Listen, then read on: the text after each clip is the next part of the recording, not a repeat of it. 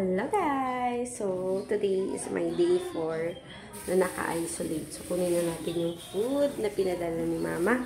Ang food ko today is ampalaya, rice, chicken, and dila.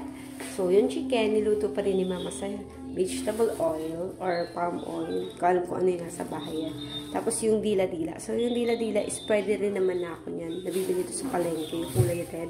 Tawag kasi namin doon dila-dila.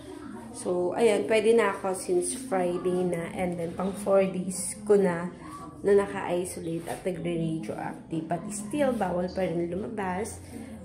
Sa paper na binigay na doc, nakalagay doon is 20 days na 1 meter away sa mga tao. Pero, recommend niya sa akin is 1 month and 1 week for sure na wala na talaga. At syempre, marami kasing bata sa bahay. So, bawal pa rin ako makihalubilo. So, ayun lang guys. Kakain na muna ako.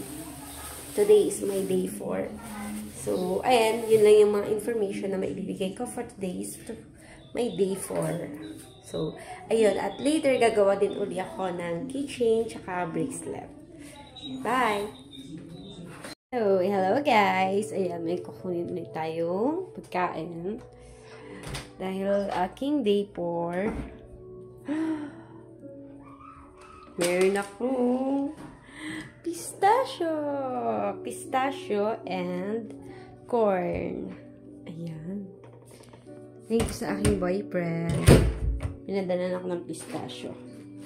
Tsaka corn. Pwede na ako nito guys. Dahil day 4 ko na.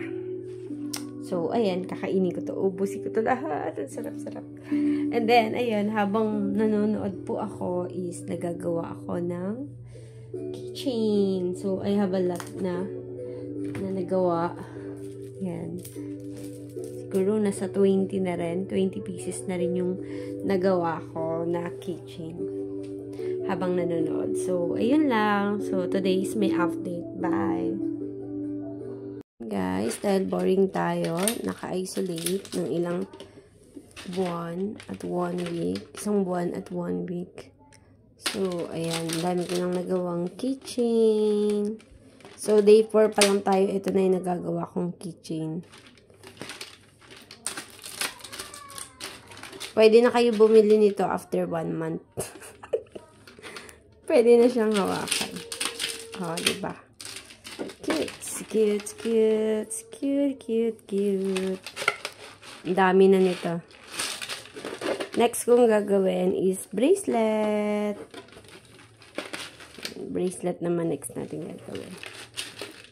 Oh, cute.